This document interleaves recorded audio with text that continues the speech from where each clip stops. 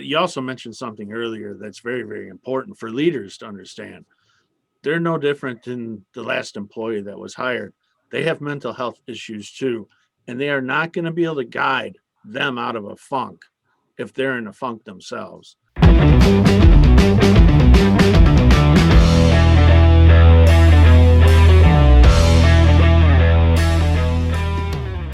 I'm Bob Carroll. I'm the Executive Vice President at Permanent Solutions Labor Consultants, and I'm your host for this episode of Employee Relations Words of Wisdom. And I'm joined today by Cori Anderson and Adam Klug with AEBetancourt. Cori is a talent program consultant, and Adam is a senior consultant with the firm. So, guys, just real quick, tell us a little bit about your company and what you guys do. Yeah, so at AEBetancourt, we are here in Grand Rapids, Michigan.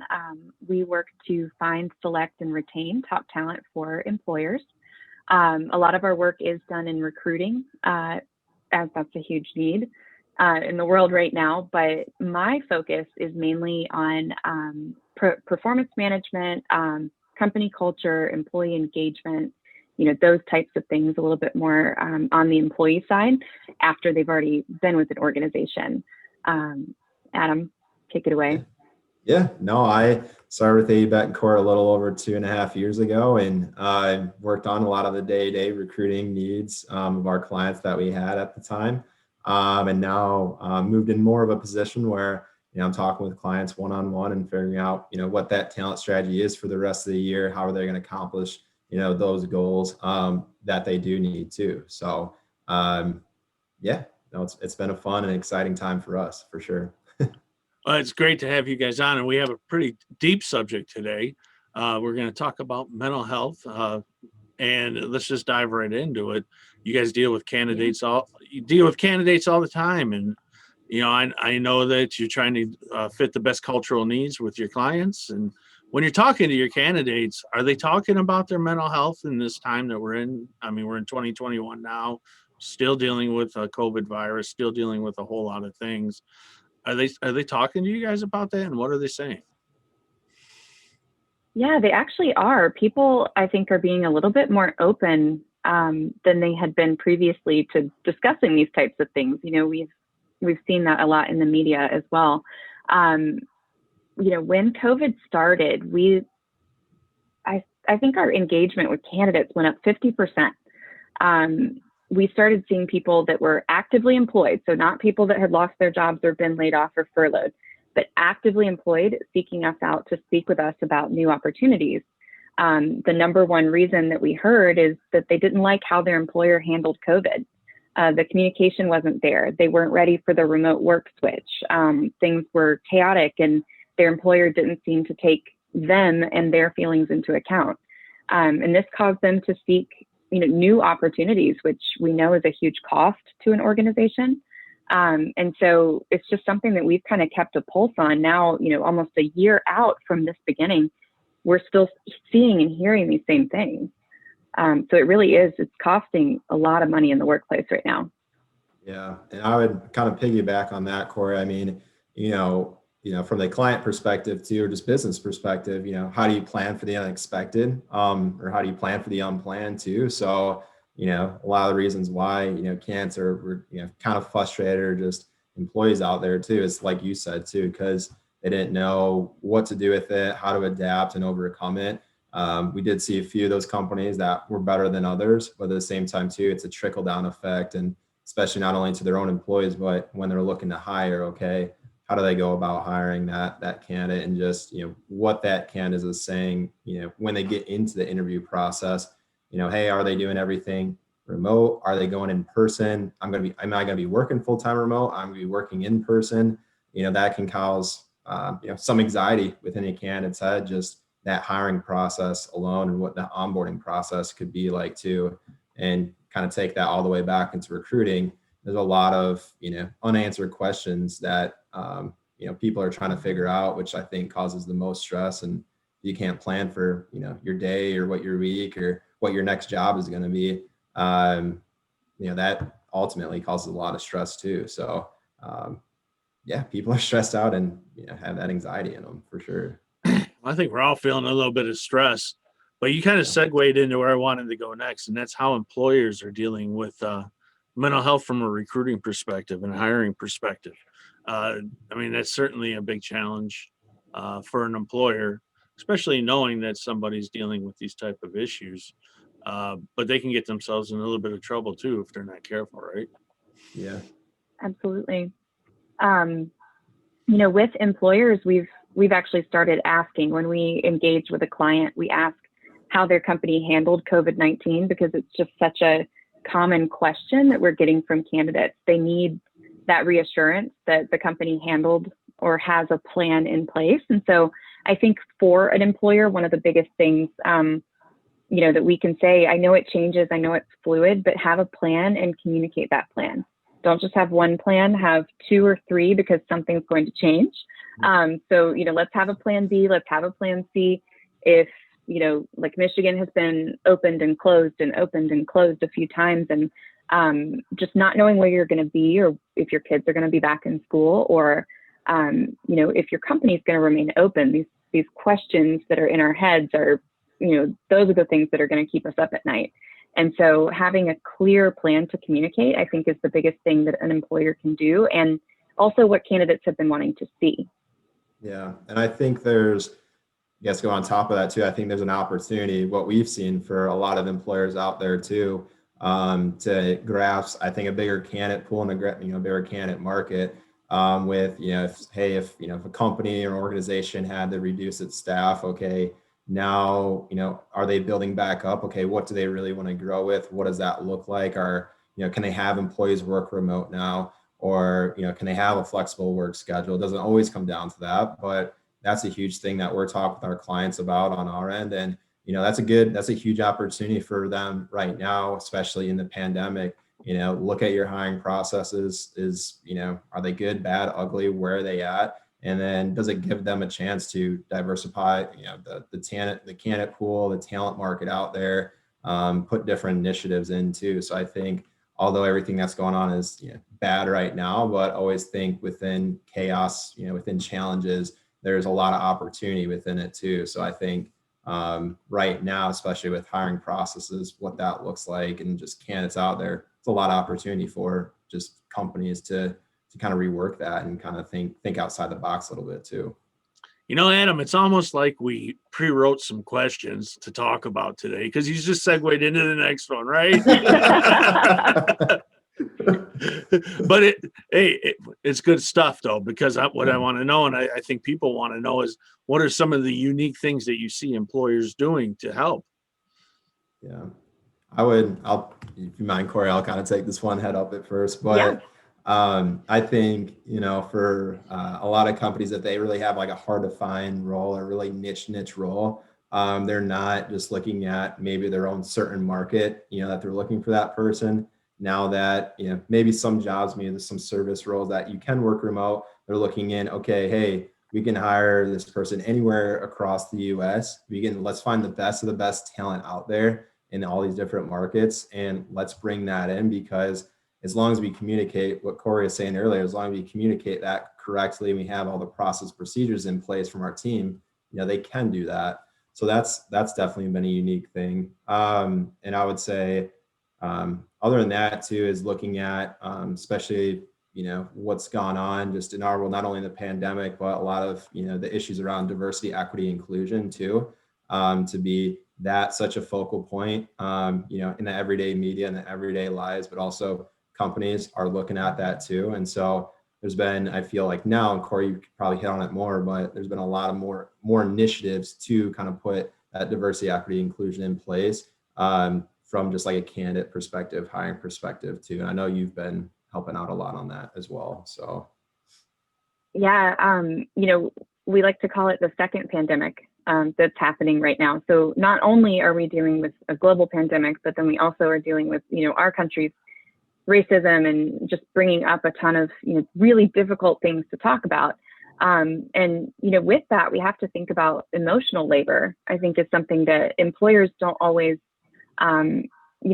keep in the back of their minds. And we really should be bringing that to the forefront, because me, for instance, I'm working as a consultant, I'm recruiting people. I don't really have an opportunity during the day to have a bad day. I can't be depressed. I can't be anxious because I have to kind of push through. And so you think of these people dealing with, death in their families, and then racism, and confronting just so many different, kind of, I can't think of the word right now, but just all these different things, coming at them at one time. It's so much to contend with. And you have your kids at home and, interrupting important work calls and podcasts and whatever else they might be. And so I think that just really being empathetic toward our employees is one of the biggest things in candidates. One thing that I've used personally when recruiting is exercising that empathy. I've had so many candidates that were shameful of the fact that they lost their job during the pandemic. And that is nothing to be ashamed of. You're in the same boat as 40 million plus other people, and that number continues to grow. And just because you were let go does not mean that you are a bad employee. That's kind of out of your control. And so I think exercising empathy as a hiring manager, as a recruiter, that's a really, really important thing. I know, Bob, you speak on strategic empathy quite a bit, and I think that applies really well here. Yeah, you kind of got to have that right now. I mean, if you don't know what strategic empathy is, for anybody watching this, I highly recommend. I've done some videos on it. Do your research on it. It's going to do a whole lot of good when it comes to the whole foundation of your organization when it comes to employee relations. So let's go into some tips, though. I mean, Adam, what are some tips to candidates, or anybody for that matter, who are dealing with mental health issues?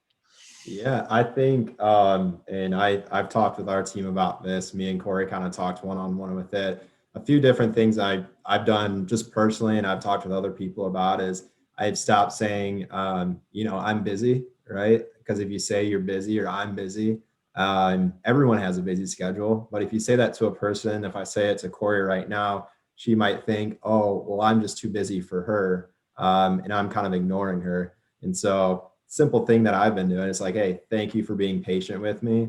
We all have busy schedules, but it's showing, kind of going back to, like you said, Bob, like more of that empathy, right? And, putting yourself in the other person's shoes.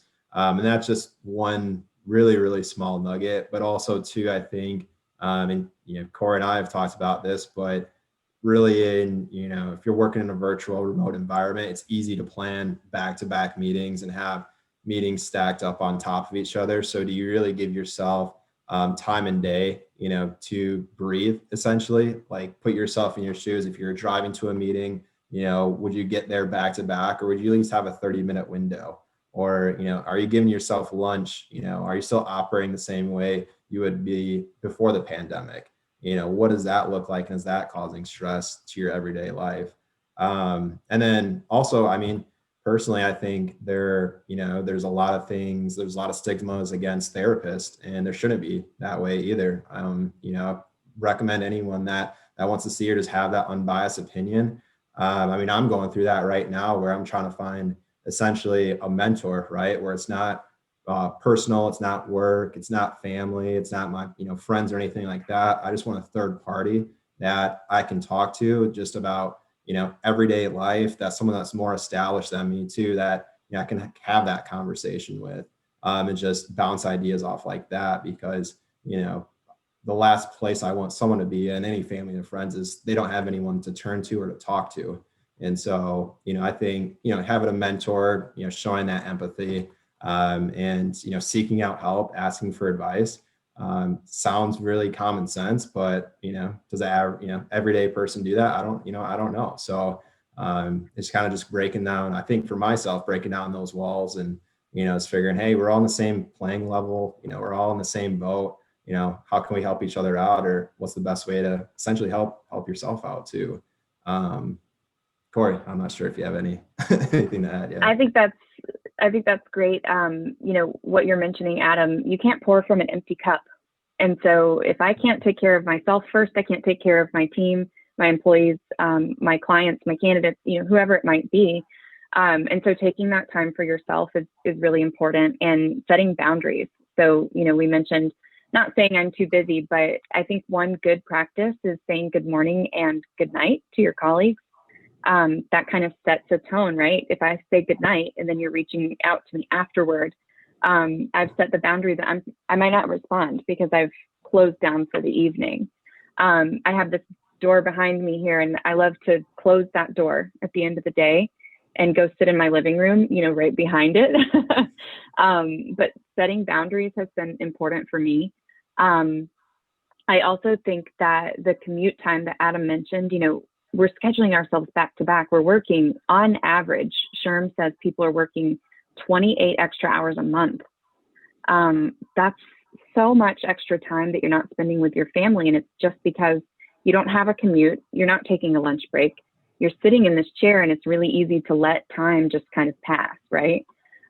Or you're feeling guilty because you've worked from home and your kids interrupted you, or whatever might happen. And so now you're working late at night to try to make up those hours. And it's just a lot of, grace, I think, needs to be given by managers and by ourselves. I think one of the biggest things also that, we can do is, like Adam said, push those employee assistance programs. If you have one, or if you're not sure what one is, look into that and make sure that everyone in your organization knows about it, because, with ours particularly, we offer 3 free visits with a therapist. So if everyone knows about it, everyone's talking about it, it becomes less stigmatized, I think, and you can kind of have a better conversation. So those are excellent programs. Yeah, I think any company that is pushing the EAPs and looking out for the mental welfare of their employees are one step ahead. But you also mentioned something earlier that's very, very important for leaders to understand. They're no different than the last employee that was hired. They have mental health issues too, and they are not going to be able to guide them out of a funk if they're in a funk themselves. So they have to get the help they need first in order to help the rest of the organization. And I think that they're so proud sometimes that they just are going to refuse to do it. At least that's what I see in the field. Yeah. So absolutely. I'm hoping that, we're talking CEOs, let alone mid-level management, supervisors.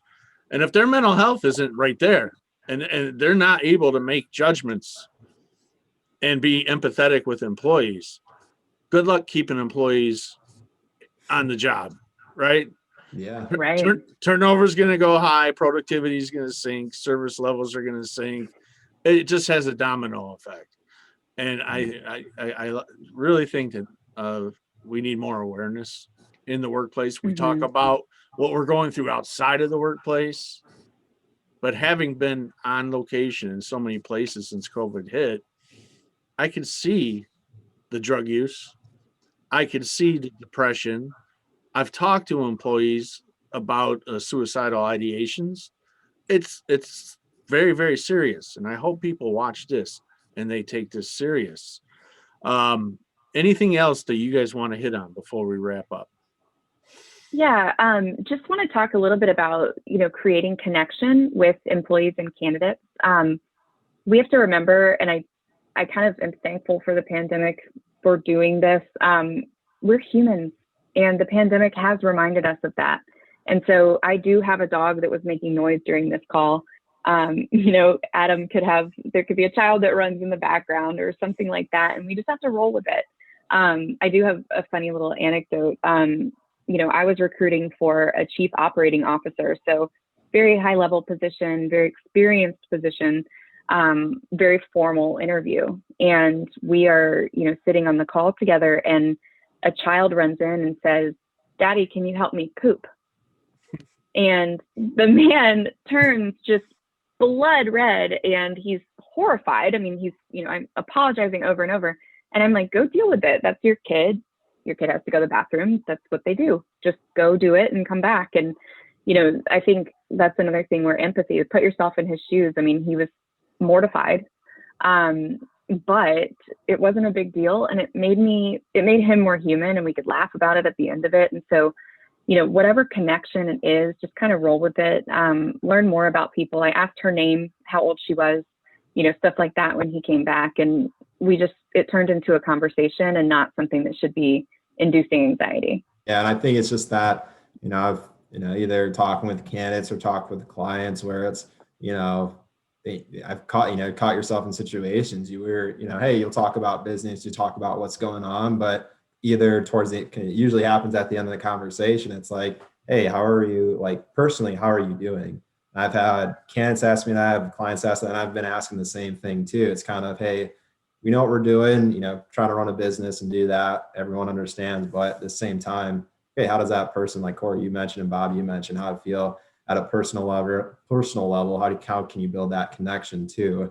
That's going to be stronger. So, I mean, like Cori said, even thankful through this time, even though if I'm not meeting someone face to face, I've built up pretty strong connections, relationships with people I've never even met in person, just by, hey, let's just break down the walls and let's just talk for 15 minutes about anything else, just random stuff that's happening in our lives. And I feel like it's a huge impact too. So.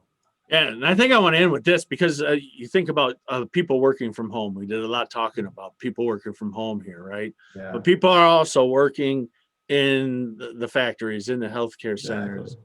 But when we talk about home, right, there's two things that can happen, right? If you have a family, the family can become closer during COVID, or it can become contentious and explode. The same thing happens with the workplace. And if leaders don't realize that, they're either in for a really close bonding experience where they're going to be much stronger, or they're going to fall apart.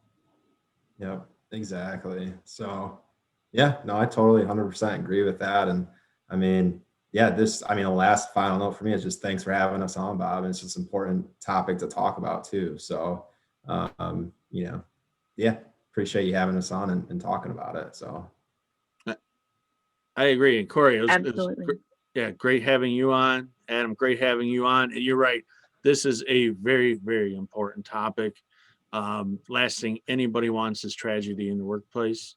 It's kind of cool that you guys are actually the ones bringing people in, looking for the right fit, and you can play your part of the role to try to keep the risk level, bring the right people in. Sure. That's great that you guys are doing that. Yeah, exactly. Yeah. We think it is too. No. Well, keep doing it. Okay. And as this progresses, I'd like to have you guys back on another show later in the summer, maybe. Hey, let's do it. Absolutely. And I will see everybody else next week on Employee Relations Words of Wisdom.